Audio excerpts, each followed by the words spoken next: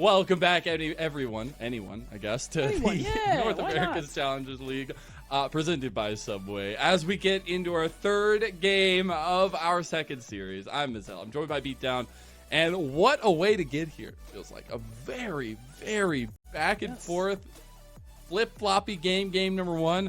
A lot more solid for DSG in game number two, and now we hit our culmination. As we get into our third game, we gotta talk about our Subway best of three sidekick and what picks we think are going to be those wonderfully delicious sidekicks for both these two teams going into it. I'm gonna call one out that I always call out. Okay. Because we have a lot of very aggressive junglers in our league. It is the Kindred. I want to see the Kindred come through. I think a Kindred here enables a lot of the strengths of both junglers. We've talked so much about the aggression. Both these two guys very key in how the decision-making process goes. The at least play calling, the shot calling comes a lot of the time from Perry and Chad. They get themselves some carry potential, and I think you can do wonders. And that's one of those, switches I want to see flipped in this series. It's no longer play for the team. You want to see these two guys pop off. So I'm trying to think if I want to just be like, what champion do I want to see? Because I don't want to just be like, we haven't seen a Callie this series, and that would be really nice. And all of that is true, but I almost always say that. So, gotta think of something a little more fresh, if you will. Okay. Do you want me to cook up another one then? Yeah, cook up another one. Cook up another sidekick. So my first sidekick was the footlong cookie. I'm going to go with, I think the pretzel. You go with a little salty and sweet. So we got the sweetness of the carry junglers. Sure. I'm gonna go with maybe a little bit of the saltiness. The smolder makes it through, and we get that salty feeling of having to go up against an elder dragon that is not a neutral objective. True. Because you know what? It's so crazy. The last thing you said made me think of this. Asol. Okay. I think. Okay. The changes to ASOL in this patch are very interesting. I like that they are encouraging you to both roam because they reduced your W cooldown at all ranks. Roam more. You get most of your stacks now from the Q pops. They want you to fight more. So I think that's fun. And I would like to see someone play that. And the scaling mids, they're a thing right now. So yeah. They are. Yeah. So I know they were talking about like fixing his W or something when they first redid it because there were some issues, I feel like. But being able to have a scaling pick in mid lane is interesting because we've seen kind of, at least at game number one, the scaling really coming to a head for Fear. Game two, maybe not so much for DSG, but they had a lot of scaling in their back pocket if they needed to go late. And that's the conversation of like you're scaling mid. Me talking about the Kindred, it's a little bit different because I think the Kindred itself wants to get active early. And that is also something that, if you are going to pair an Assault, maybe you do go with an aggressive jungler and you try to go maybe for the you Kindred. do. But we're going to be getting into it now. Our third and final game of the second series. A lot on the line for both these two teams. First of all, DSG are returning champions. They cannot, for themselves and their own sake, go 1-4, while Fear want to continue bursting ahead in the league and try to join Maryville and FlyQuest Challengers. As DSG are back on the blue side, third time in a row, we get the Ash ban this time around. But you got to think about the Fearless bans. There's another plethora of champions, another full 10 that cannot be played by either side, or at least by each side that plays. Yeah, and I like the consistency in bans there. Like the TF is out of the picture. Now we don't want to let the Varus go through. It's probably just going to be Callista as well. Some champs that Lens is just not allowed to have. I think is basically what the consensus is there for the side of DSG. And now, double check, yes, neither of these teams have played Smolder. I have a feeling that's not going to change because Fear will also ban that away. Yeah, so I think that's the likely ban. Yeah, I'm wondering how much deeper we're going to dig for DSG because now so many champs are unavailable. Yeah, the precarious position here is the fact that, you leave Smolder open. It's definitely an insta-lock, I feel like, for DSG. Mm-hmm. But they also want to see if there's maybe other answers that need to be taken off first and foremost. It is going to be the Smolder, though, so no baby dragon in our second series. So something we could see for DSG is an early Azir pick because it's pretty strong overall. And the Yone, which we know Toasty Alex plays and is a good answer, is something he played early on. So it's out of the picture and something you don't have to worry about. But it is the Kalista from Manui. It makes it through. No ban there this time around. An aggressive bot lane for Manui and Poom to be piloting there as well. I'm very excited to see that, but it also means a lot of presence is going to be down bot side from Perry, linking up with his former Fear teammate in Manui. We'll see what that pickup is here if we do want to get a counter into the Kalista. The Lovers duo does a pretty good job of staying safe against that. And at this point, I think the answer is clearly just to get yourselves the Renata so you can get that matchup. I don't know if Blitz is the one this time around, and I like that pick. And there's the early Azir too. This one is a little tough because now there's the opportunity to just go ahead and pick the Poppy. So I think Chad has played it, and I think it's actually a pretty good spot here, but they want to go for the Orianna in fear of getting it banned. And I think that ends up being fine. I think there was pressure on DSG to get rid of a champ like that because, it's really good into what's showing on the DSG side. Yeah, I think that's the biggest takeaway so far for me is it's just trying to find the things that work outright from the beginning and not giving yourself a huge bar of execution or reach. You don't want to be pole vaulting up there. You just want to do a nice little skip. Yeah. As I do see the immediate focus towards the jungle matchups. Yeah. As we get into the second phase of bans, it is the Maokai ban towards Perry and the Nocturne ban towards Chad. Yeah, you don't want to let that combo go through. So I think that's a good call.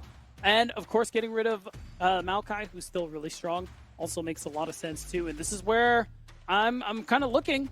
So it's going to be Vi. Does DSG ban the Poppy out of concern that Chad is just going to go ahead and pick it? Could be the case. I do like the Vi ban here specifically, though. Just trying to, if Featherstorm is down, you get the instant target access there onto the Xayah. Do wonder, though, maybe some of this jungle matchup needs to be continued focus, and that Poppy does end up getting taken off. I feel like it was just the only ban for DSG at this point. So now it's just going to be about probably picking jungle, giving Philip that last pick, and seeing what Chad is going to end up going for. I mean, he still has plenty of the normal options. We could easily see a Xin Zhao, actually, which I think would be all right now. Something strong for that early game. Let's go! Damn, okay. The Chad original. This is what I wanted. It's not the Kindred, but I said it comes down to a third game. You got two guys in the jungle. You want to be at the leading edge, and we get the classic Chad pick of the Rengar. And this is what I was saying early. Game 3 is where Fearless really starts to get fun. We got to start digging a little bit. And this is that Chad special that he's played quite a bit in his career. And, hear me out, it's not exactly Nocturne Ori, but when you're using the Thrill of the Hunt, it's kind of same, but different. Just throwing that out there. I like that. Yeah. I like that a lot. It's also just a pick that Chad is very confident in. I will say, not the best track record in competitive, at least on the Rengar. But the fact that he's willing to put it out shows that he is willing to take that mantle this time around, it feels like, and be that early game threat, be that skirmisher, and be able to pick off some of the squishier members of DSG. And that's where I want to focus on DSG's comp. They do have a lot of strength, but it's about how they use those utility tools. Yeah, and I think with DSG as well, you have a really strong bot lane matchup for you. You have Kalista Renata, and something that Perry is definitely going to look to leverage early on, especially on a pick like Wukong.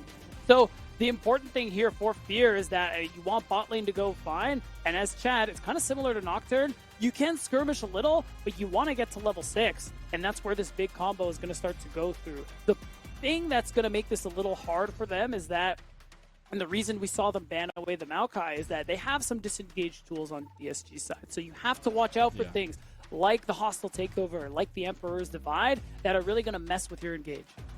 I will say, I feel like if this composition for Fear gets behind, it becomes so much more difficult to find an end. You do not want to be in a position where Chad can't do anything. And that's what we found Perry in game number 1 on the Nocturne. So very similar vein here. A lot more standardized compositional strength from the side of DSG going into this third game. But it's a do or die moment for both these two teams to start off this week with a series win. And I think that's the most important thing to highlight here is these wins do matter. It's not only Perry and Manui against their old organization, but it's about solidifying yourself in the standings, especially for Fear. Yeah, and even in a different way also for DSG, who could really use every win that they got for themselves. You see their record, 1-3. You said it in the pregame, Lennon. Going down to 1-4 would feel awful as their start to week 4. So both of these teams, a lot to play for here in this series. And Chad making it really exciting in this game 3. Make sure you're spamming in chat who you got as DSG for Disguised and Fear for Cincinnati Fear.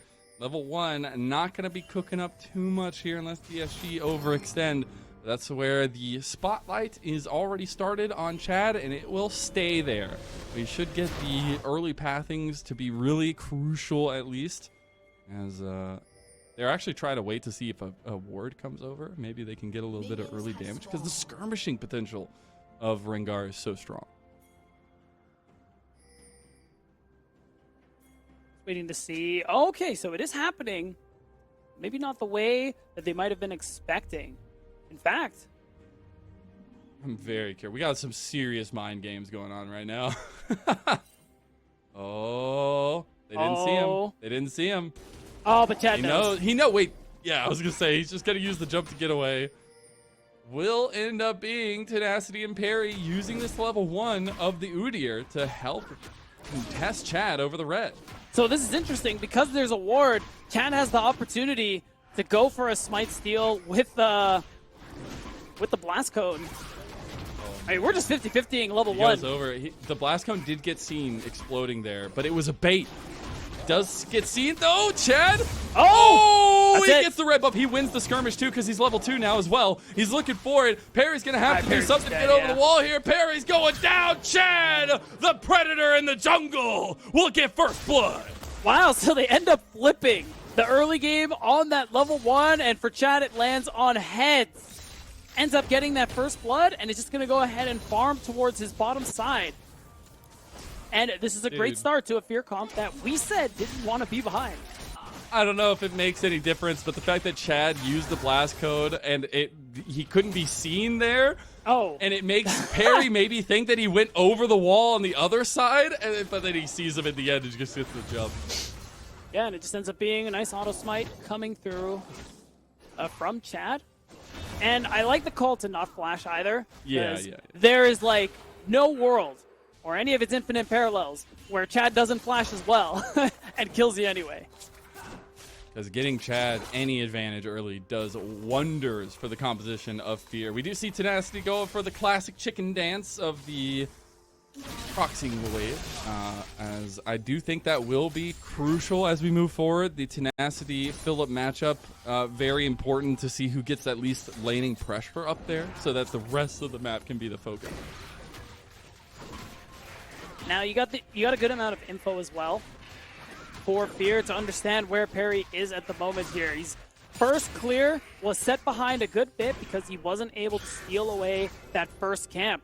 So not only is he down a kill, he's also down a little bit of tempo on Chad, who's already going to be able to clear most of his camps and set up for the Scuttle Crab on the top side. Because he knows that Perry is also top side, there's a really simple opportunity here for Chad to get both Scuttle Crabs.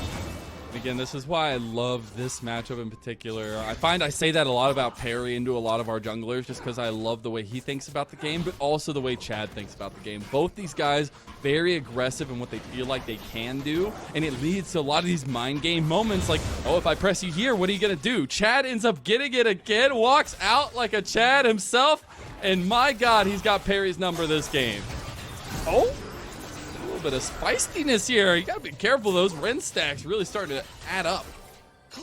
Yeah, they really do, and that's the power of this Kalista Renata bot lane. But I really quickly want to say I like that Chad goes for that invade instead, because a thing I like about counter jungling when you have leads, it isn't just about getting a farm lead. It's also about taking resources away from your opponent, making it so that it's so much more valuable if every farm you get is also farm you take away from your enemy.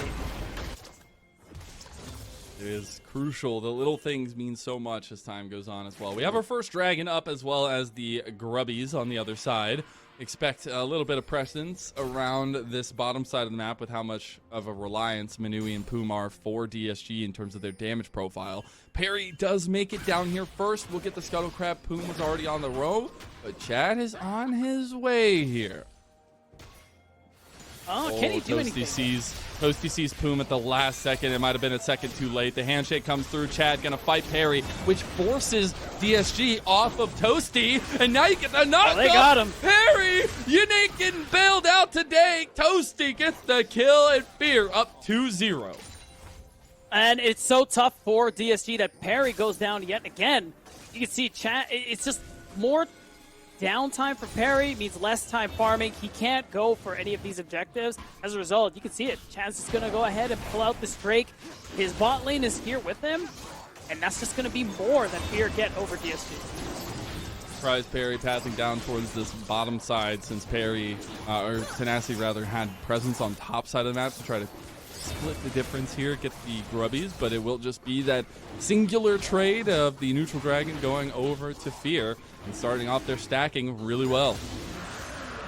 For sure, and it's just continuing the lead that Fear had, and look at what Chad can do now. Like, he's already up a little less than a level over Perry, and he still has all his camps to go ahead and start farming. So he's just going to be able to easily keep this lead that he has over Perry, and this game kind of gets harder. You are not able to get the Ren stacks snowball. up, but getting his feathers right back at him. It's a little bit troublesome. Love that Poom and Manui are still trying to play aggressively, though. Chad's going to be real close to level 6 now, though. Oh, Daps. Oh, Manui! My goodness! They're going to get Daption in the end. Manui with the moves. Wow, I really like that call. The end of it, instead of finishing the back, Manui finds the kill alongside Poom, taking advantage of Daption, trying to stop the recall. So it ends up being a much-needed win back. Yeah, it cost both your flashes as Manui and Poom. That's really the only downside. But allowing this bot lane to snowball is really important because Fear got that first Drake. Usually when you have Kalista or not a bot lane, those Drakes are free for you. But because of what Chad was able to do early game, that wasn't the case. So advantages elsewhere for DSG need to happen so that you can go back to Drake stacking. And I'll just say right now, there's one of two directions that flash could have gone from Manui, and I love that he decided to go forward. Same. I think that makes the difference, and that's something that I don't know if we would have seen from Manui last year on Fear, but he knows that he needs to play more confidently. He even had a long post about it on Twitter earlier in the season saying, I know that I'm good, I just need to play like I know it. And it's nice to see him flashing forward, knowing that in that situation he can pull it out.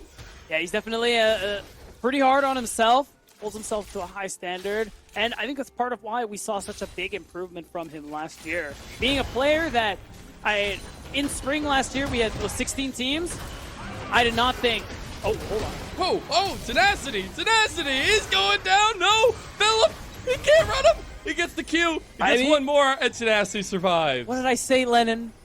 If you think you can kill Udyr, no, you can't. I'm sorry. That's just how this champ works. Built into his kit, you know? Yeah, it's the no die button. Turtle stance, in case you were wondering.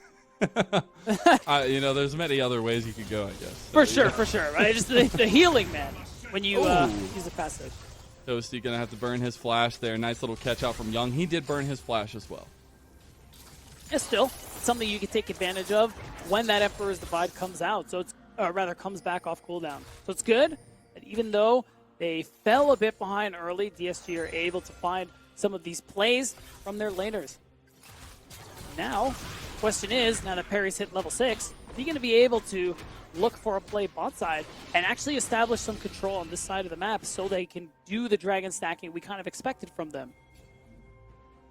And we do have that timer going, but also now Rengar, Mr. Chad, back on the map with an Eclipse in tow. So trying to lean to the strength of these item spikes when you get them is also super crucial for Fear. And yes, we talked about Chad, wanting to farm and all that kind of stuff. It his mantra, but it really is still about being proactive and utilizing this. Love the Poom stop here from Lens as well, the double back stop, but I really want to see Chad get to an engaged principle here early on.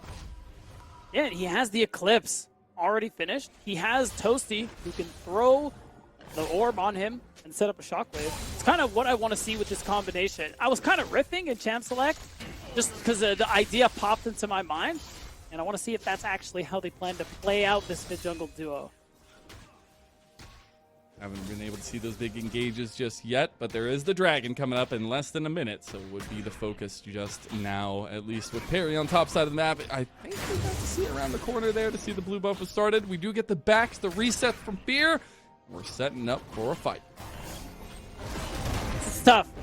If DSG want to set up for this Drake, Perry has to recall pretty much right now, otherwise he is going to be late. Young TPs, so there is that opportunity for him. You can see he's actually pushing this wave kind of slowly. He wants to potentially stack it so that he could get a better, rather longer move opportunity.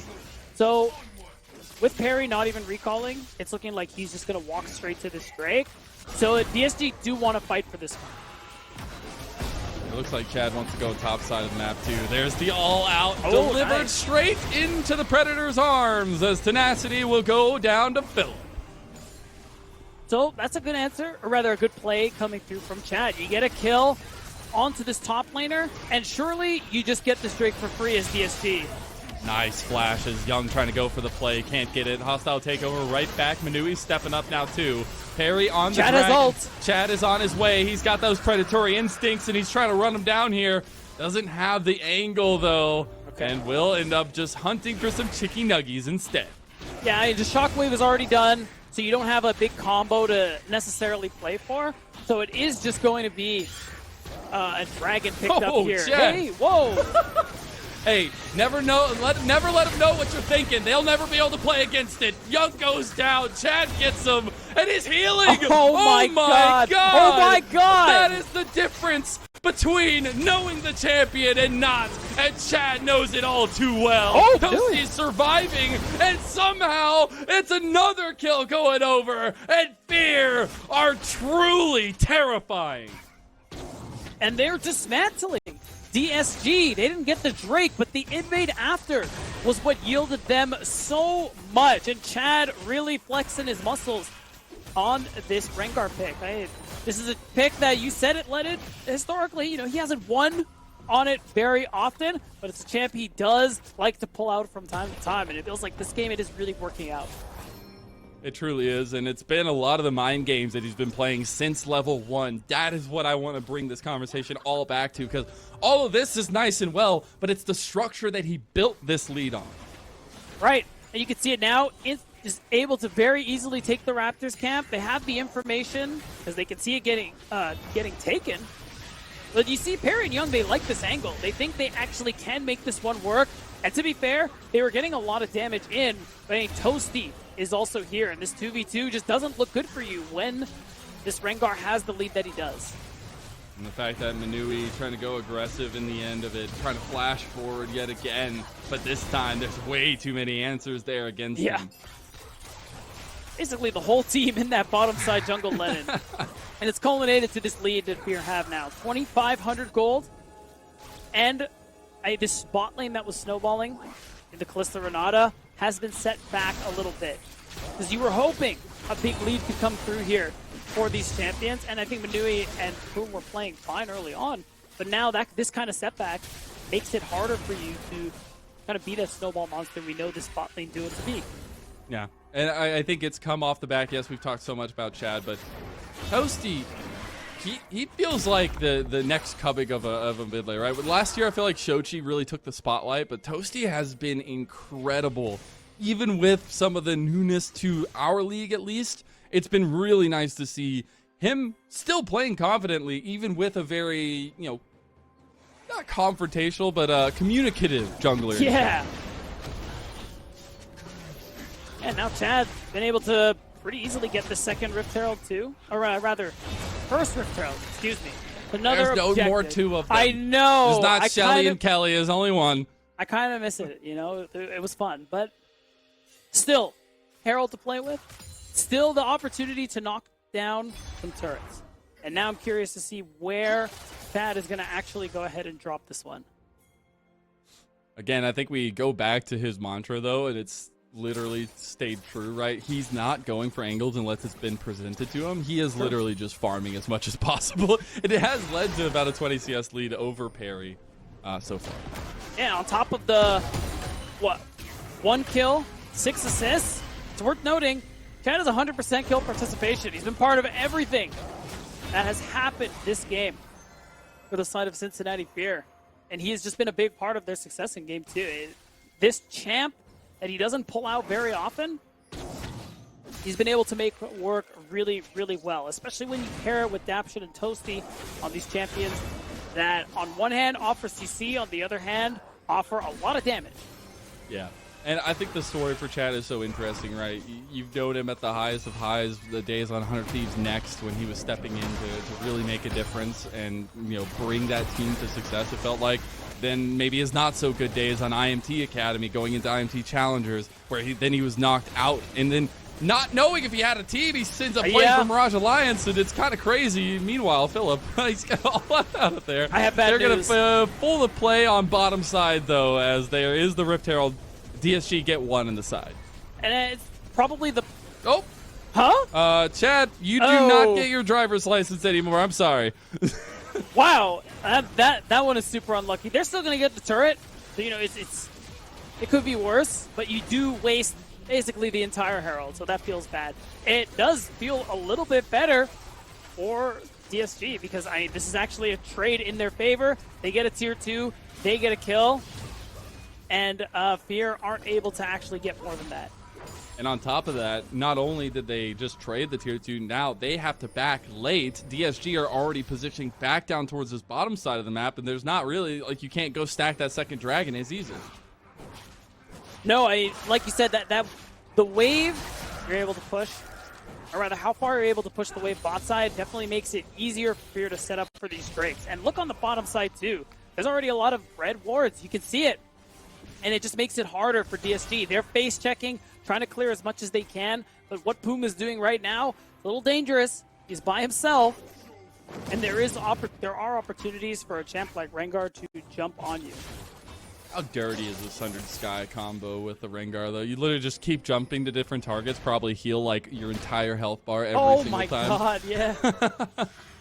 It's actually insane, meaning no pressure comes of this bottom lane contest, and it will be the Dragon number 2 going to Fear. And this is a Mountain Soul that Fear are stacking towards too, so those Drakes, that extra durability, that's going to just feel wonderful, especially for Philip and Chad.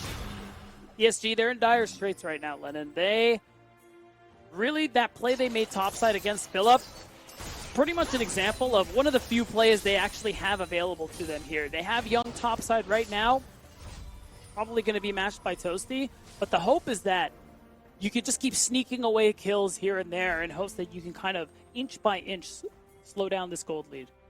And DSG were a team where, you know, coming off their first win of the split, it felt like momentum. Oh my goodness, the confidence, it's been built. Even the players talking about it afterwards, like, I feel like we really needed this one win, right? Like, I feel like we just needed a little bit of skin in the game here. It does seem like some of that was working the right direction, but this is a team that knows greatness, at least from last year. The championship organization that came in and made a huge splash and changing up a majority of the roster except for Young. They just haven't been able to make it click just yet, and we're already so far into the split. Right, and to be fair, DSG in their first split, let's not rewrite history or anything. The beginning of it, I remember they were really struggling with consistency and were going 1-1 in a lot of their series. So this isn't new for DSG to kind of take the time to really figure out how to make the team work, how to really grow and develop into a championship roster. Again, my money's not on DSG winning the split again, but it's a similar story to how they started off last year.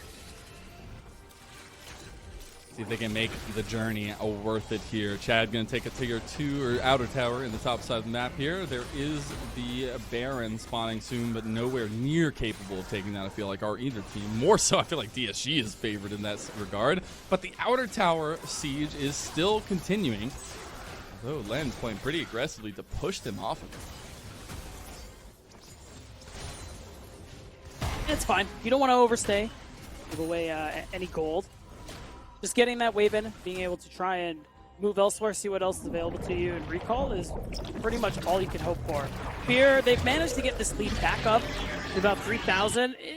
It's not much higher than it was earlier, and the problems are still kind of the same here. You can see Philip, he just finished the Frozen Heart. He's going to be super tanky and hard to deal with on the front line. And Fear still have this Wombo combo with Chad and Toasty. Orianna, Rengar isn't the combo we're used to seeing, but it still does kind of work, especially if Chad is willing to just full send it, get in there. And I think Toasty is that undersung hero in this game so far. We've talked so much about Chad, and we talk about the duo a lot, but Toasty is putting out serious damage now, right? He's on those 3 item spikes, or at least getting close to it, and I think that is the engine that's running a lot of the confidence that Chad is playing off of. Yeah, you can see it now. They're invading. They're just taking away camps from Perry because that confidence doesn't come from nowhere. Chad is really strong on the map, but I mean, if you want to look at the mid jungle of this team, oh, I broke it. Never mind. Perry, he got him. He actually got the double combo there. Is the Featherstorm used? Late Caller is going to be available soon as well. Chad making his run towards mid with the predatory instincts will pull DSG off of it. They almost caught Lens. Yeah, but it's tough. That's the thing that's so nice about the Xayah. That is really useful. You're very safe. The all-in from DSG, which they don't have a lot of CC to really work with, means it's easy for him to just go ahead and avoid it. And now, like I was saying, Phillip, they do it fast. They are the faster team to do Baron out of the 2 right now, at least. Manui and Young have a lot of sustained, quick damage, but now they put themselves in a precarious position because they're losing all the pressure in mid lane. Yeah, it was a risk. What they weren't expecting was Phillip to be behind them and for Fear to still be on the map. So because of that, they had the easy track to just go ahead and take down almost 2 turrets. And it just means that DSG are going to have to wait for another opening to be able to try and snag the Baron. You're right, Lennon. Yeah. You take it very quickly. So there is that a bit of pressure there on Fear. They overplay their hand on the other side of the map while just the Baron is up. There's a chance that DSG could be able to grab it. I do like that instead of pushing that second tier tower, Fear realized they had about 40 seconds till Dragon spawned for them, so they just immediately pulled back, got back, and now in position to contest for a 3rd Dragon for themselves of a Mountain Soul. Yeah, and I mean, if we want to just look right now in terms of power spikes, I'm favoring Fear. I mean, look at the mid jungle. You can see it right here. They have 2 items, Perry and Young, 1 and some change. Which means that you just don't have the power to really go blow for blow. And the hope is that you can just go for a sneak here, as even Chad is just going to go ahead and abandon the Drake. Like, they're going to run to this.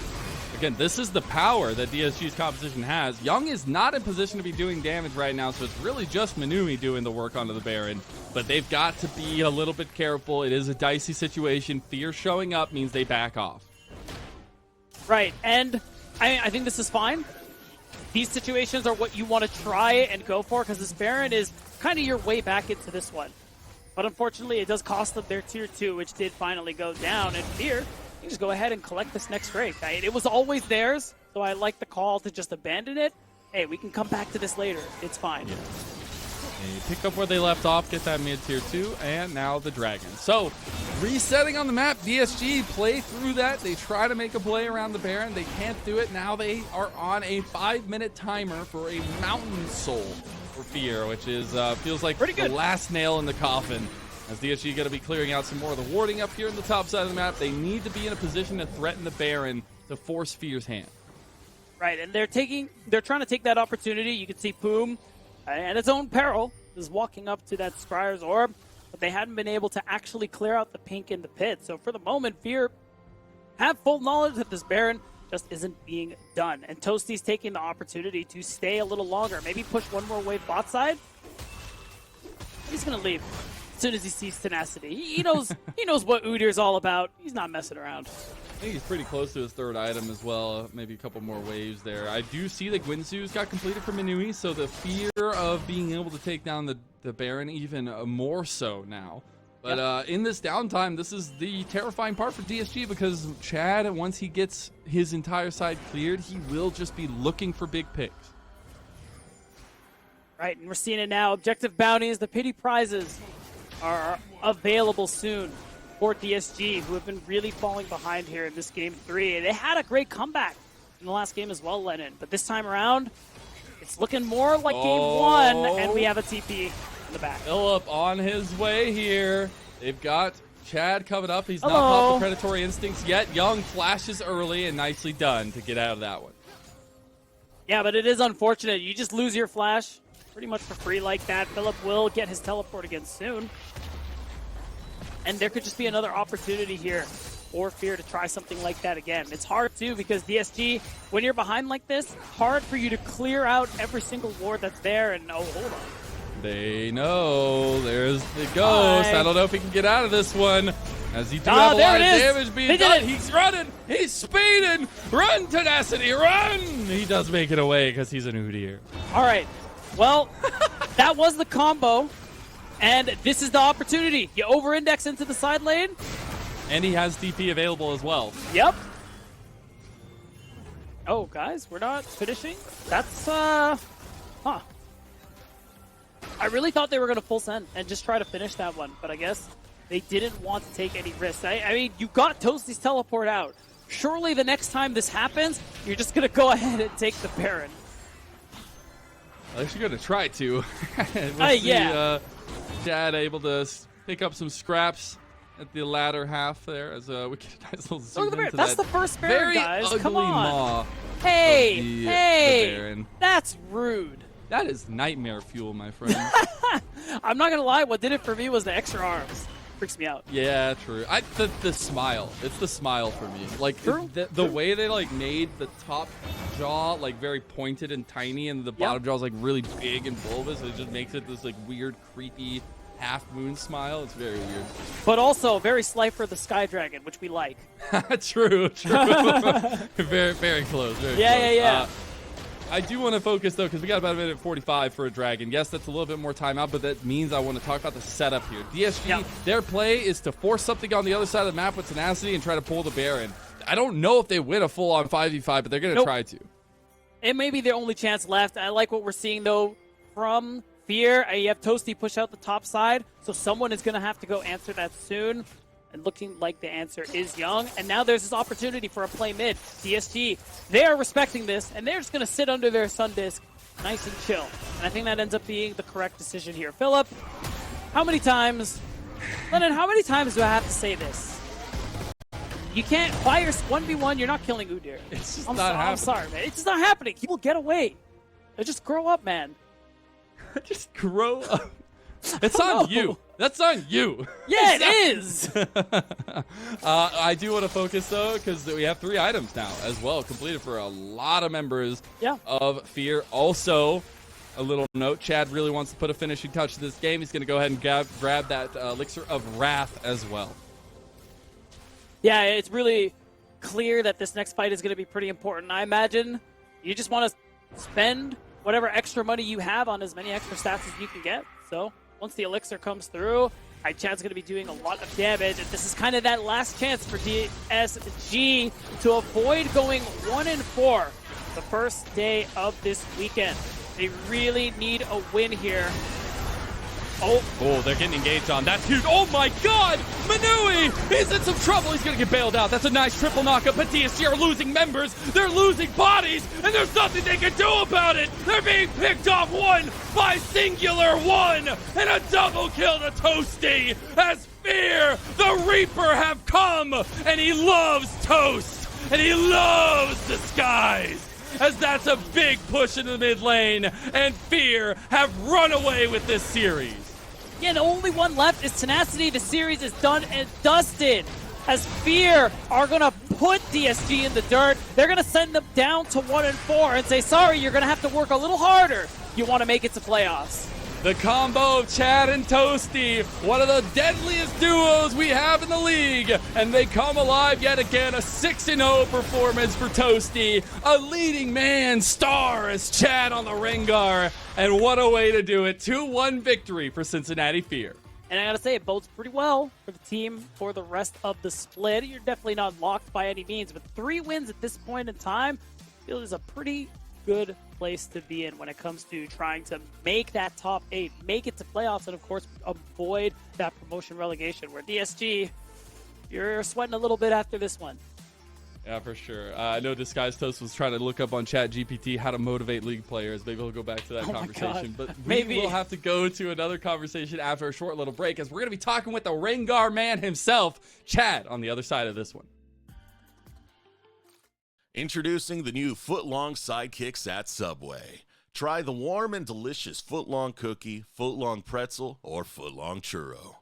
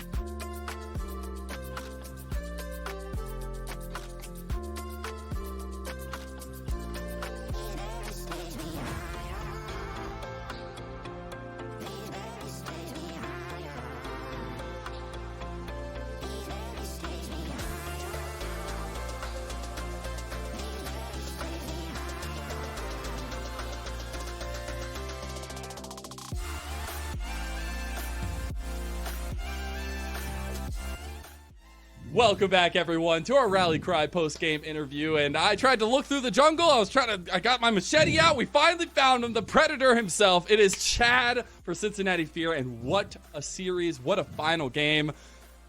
What was the conversation in the draft that made you say, I want the Rengar, give it to me? Well, we have Orianna, so I knew it was a good pairing. I was like, oh, I could pick Zinzao here, or Vi here, or I could go Rengar. And I could tell when I said Rengar, I could tell Lenz's voice. Lenz was not happy about the idea. I don't know why. Maybe he's gonna tell me I'm wrong, but I had a feeling Lenz was not like down. But I was like really confident. I said, just blind Rengar on 4. It's gonna be good. Like, I knew it would work. So. Fair enough. I mean, it definitely played out pretty nicely, and that just leads to my question too, where you flip the red buff. Talk to us about it, because that game, I mean, at least the early game could have looked very different if Perry's the one who hits it. Yeah, I mean, I love Perry. He's a really good player, and I love playing against him. But as I see them invading, I immediately said, I'm just L9ing it. I'm gonna flip it. I'm gonna get it. I literally said, it's like 1.5k, and I tell my team, guys, I'm just gonna go. Like, I'm gonna get it. Like, I win these. Perry's nothing to me. Like, I was like, I knew it was. I premeditated. It was dragism. It was preloading it. Whatever you want to call it. It was. I knew it was happening. I love that so much. I cannot wait for a mic check there. I also love that you have the double Rengar cosplay in real life as well. The two kitties there. Oh, I didn't even see the second one. In all actuality, it seriously is an impressive time to watch you and Toasty together. I think you guys have been getting the stretches out, and especially coming alive as a duo. So do you feel like, I know we talked to you early in the split, it was really nice to be able to work with a newer guy. How has that relationship evolved now that we're so far into the split? No, I was really excited. Going into the offseason, Toasty is one of the only players I wanted to play with. My pitch to Fear, because I was not the #1 jungler on their roster list. But my pitch to them was, guys, I know you guys want Toasty. I'm gonna be really good with Toasty. My pitch was, my entire career I played with every veteran mid. I played with Roma. I played with Pretty. I played with Balulu. I played with Yusui. I played with every mid laner in my career has been a 4-year veteran who played in LCS or played in Europe. Or I've been playing with veteran mids my entire life, my entire career. And I said that, I think Toasty Alex is going to be a star, and I think that I have the ability to kind of train him up and make him better. And I went to the offseason telling Fear, yo, I want to play with Toasty. and I think we're coming together as a mid jungle duo pretty well. So I'm really excited to keep playing with them. I mean, yeah, I gotta say I agree. And I guess for my last question, I just want to ask: you guys are 3-1 now. You guys are looking pretty strong as a team. Is this where you expected yourself? I know I'm asking you this, so I feel like the answer is just going to be yes. But I wanted to know if you could at least talk in a little more detail what your expectations were for your team, especially early on into the split. You know, newly formed rosters. Sometimes there are shakeups. But what were you expecting? I always knew we would scale well. I always knew at the end we'd be good, right? I definitely would say I'm surprised with how good we are already. Obviously, we have things to work on. Cool. I knew Philip was really good.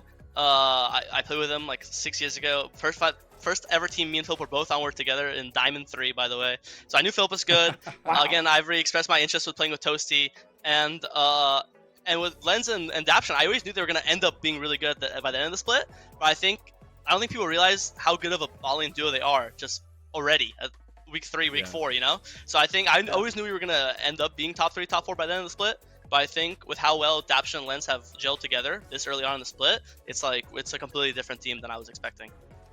That's awesome to hear. Also, just a little cherry on top, you also made Perry and Manui lose to their previous organization. If you want to add a little bit on top of it too. That doesn't feel very. I'm gonna get dinner with Perry either today or tomorrow. I'll pay for the dinner. Perry's my boy.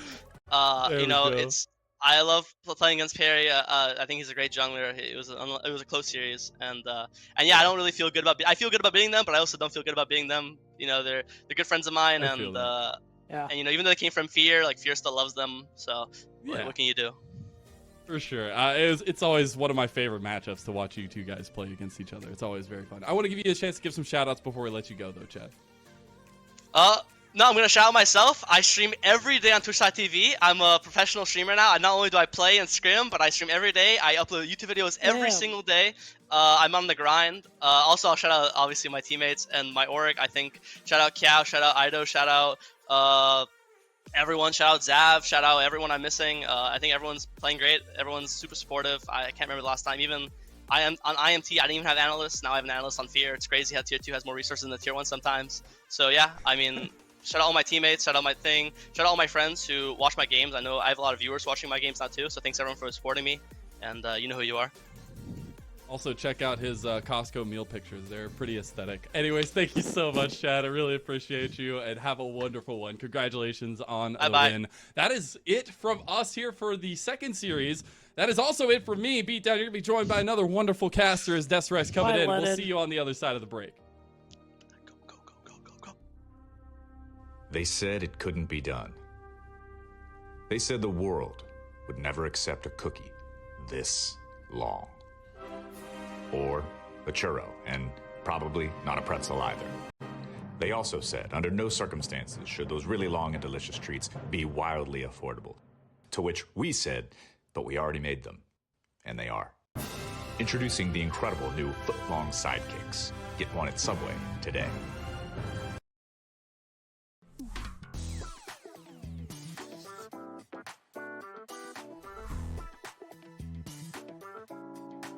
I think TLC will win. We'll have no issues at all. Probably FlyQuest. I hold a lot of respect for like a lot of their players, so probably the favorite to win. Can I say myself? Yeah, I think FlyQuest is the favorite to win the split. Area of Effect Gaming. I think they're individually just so cracked that it doesn't matter who they're up against. Well, that would be my team, because it's my team. I mean, who roots against themselves, you know? Us or FlyQuest, because I think we're the best two teams. I'd say it's probably FlyQuest, I mean, or ourselves. I mean, I can't ever count myself out.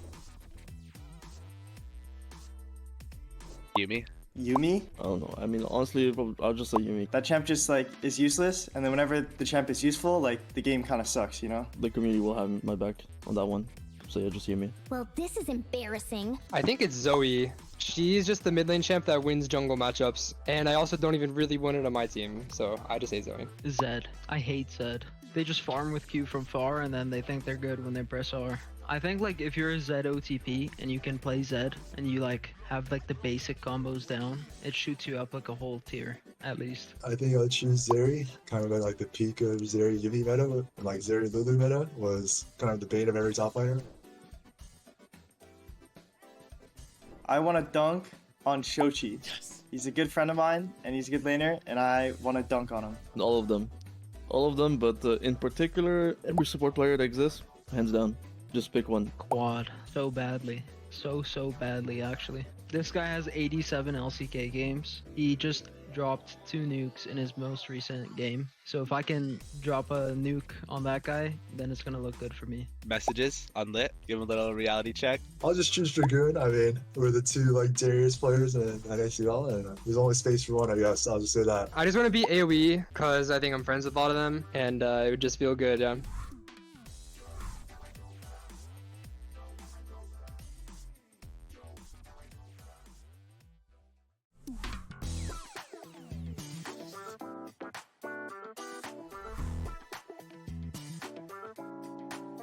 I would do full Fearless LCS, not even the NACL Fearless, like both teams can't play the champ. I don't know. I think it's in a good state right now. I'm liking the format and the games on the weekends. Take the free money, I chill, and I listen to the people. You know, I'll be a good commissioner. I'm adding Duo Q back to Masters, GM, and Challenger to revive the social aspect of this game. I have no idea, but I'm sure I would have the power to do that, so I'm going to. I think I just throw everything out the window, honestly. Like, go full Fearless Draft in LCS or something. Yeah, just try and, like, make some waves. Not too much I can say without breaking some friendships. We'll see what happens. Definitely makes you have to think it a little bit differently. Obviously, the champs you just picked are not available anymore, so the next game has to be different. It's interesting because you're still going to play like the meta champs, and only if it goes to game 3 does it really feel like you have to pull something out of your pocket. I've always had like a pretty solid champion pool. I think that I kind of have more of an advantage. The one weird thing of Fearless is maybe flex pick value is slightly lower than it used to be. For example, Karma's buffed. If you pick it support, you can't play it mid or top or whatever in the next games. It takes getting used to, but I think once people get used to it, it's good changes. Fearless is cool. A couple of players that are just 2 tricks, 1 trick, so it makes them a bit out of their comfort zone. For me, I play every champ, so I don't care. I really wish if it was Fearless, it would be both sides have the Fearless. You know, if one side picks a champ, both teams can't play it. But I think so far it's pretty decent. For our first match, I meditated with JJ, our assistant coach, and Daption and Lens. I think that is going to be my new pre-game routine. I always take some time to like step away, either like headphones completely off, like deafened, some meditation, and like closing my eyes and like focusing. My pre-game routine is definitely to eat like a really good breakfast, play a couple solo queue games before, and then kind of just relax for maybe 20-30 minutes before the match. 1 or 2 solo queue games into LOL dodge game, controlling a little character in like 2D screen where projectiles are flying at you. It's basically like gets your hands warm, and then like a lot of water. Some teams they have like workout in the morning, some teams they have like stretches before the matches, some teams, for example in C9 we always walked for like an hour at home, so I don't know what I'm gonna do honestly. Play in the ARM or something. Usually the ARMs are the key to victory. First thing is I'll eat. It can't be like too soon, but it also can't be like too far from your match, or else you might get like hungry towards the end of it. I take a cold shower, dunk my face in like ice water pretty much, warm my hands under like hot water or like warm water, and then finally I have like an energy drink. I like doing aim labs actually. Like there's a few like exercises in there that are good for league. You stick to that every single match.